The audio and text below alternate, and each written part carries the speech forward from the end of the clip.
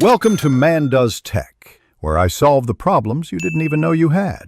You begin by confirming your phone is unlocked and supports eSIM. That matters because you will replace or add a line. Once confirmed, purchase the Nomad plan and keep the QR or installation code handy. You should be in a place with stable Wi-Fi or cellular. The download needs connection.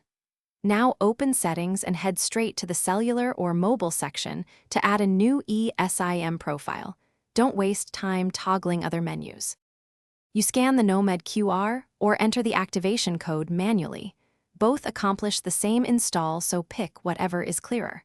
Once the profile appears, label it so you recognize the travel line and then set data and roaming priorities.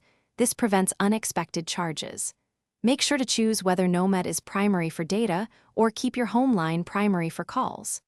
After configuring, restart cellular or toggle airplane mode to force network ready. You finish by confirming SMS and mobile data work. Run a quick speed check and browse to ensure packets flow. If you don't get signal, rescan the QR or re-enter the activation code, restart the phone, and toggle the eSIM profile off and on to force provisioning. Make sure network selection is automatic. If problems persist, contact Nomad support with your account ID and device model. They can push provisioning from their side. One key tip: always test before leaving Wi-Fi.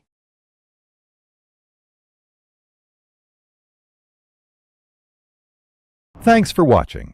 If you found this helpful, don't forget to like and subscribe.